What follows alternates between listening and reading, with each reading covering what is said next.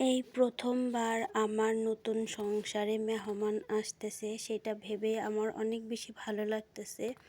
তো কে সেই নতুন মেহমান সেটা জানতে হলে পুরো ব্লগের সঙ্গেই থাকতে হবে। সো হ্যালো এভরিওয়ান, আসসালামু আলাইকুম। আপনারা সবাই কেমন আছেন? আশা করি সবাই অনেক বেশি ভালো আছেন। আলহামদুলিল্লাহ, আমিও অনেক ভালো। নতুন একটা ব্লগে আপনাদের সবাইকে স্বাগতম। তো আজকের ব্লগটা আমি সকাল থেকেই শুরু করলাম, সকালের নাস্তা বানানো দিয়ে।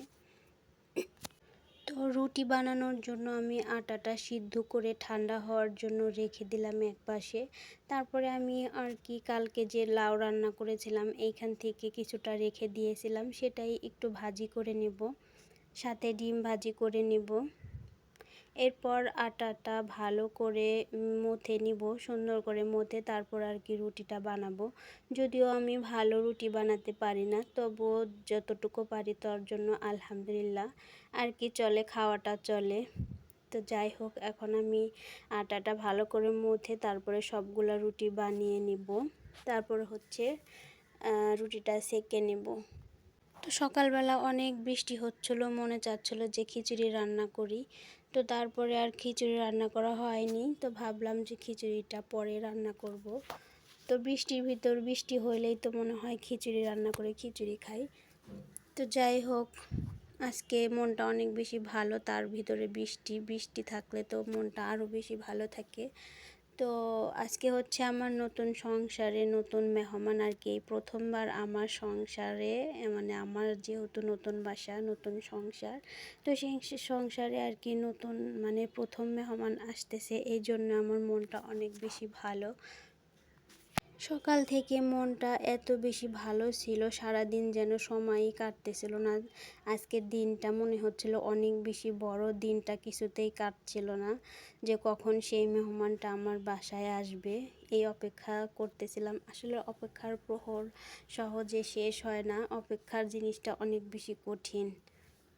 তো সকালে নাস্তা বানিয়ে খাবারের শেষে দুপুরেও কিন্তু আমি রান্না বাড়া করেছি, কিন্তু একদমই কোনো ভিডিও করিনি। আমার একদমই ভিডিও করতে ইচ্ছে করতেছিল না, আমি খালি সময় গুনতেছিলাম কখন সে আসবে কখন সে আসবে।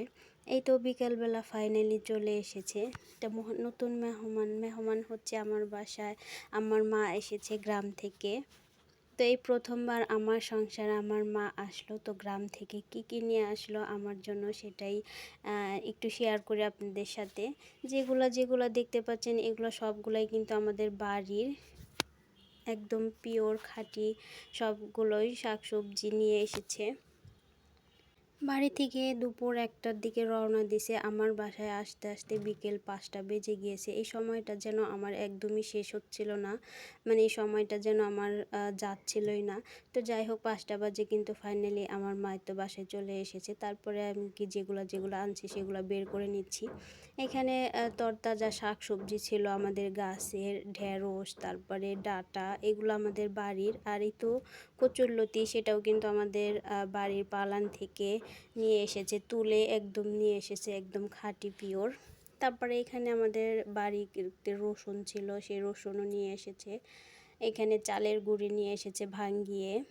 তো তারপরে তো ধান, আমাদের জমিতে ধান চাষ করে, সেই ধান থেকে চাল নিয়ে এসেছে। এখানে হলুদের গুঁড়ো, মরিচের গুঁড়ো, ধনিয়া গুঁড়ো, মানে কি যা যা লাগে। তারপরে এখানে একটা নাকড়, আম, কাঁঠাল, দুধ, এগুলো সবই নিয়ে এসেছে।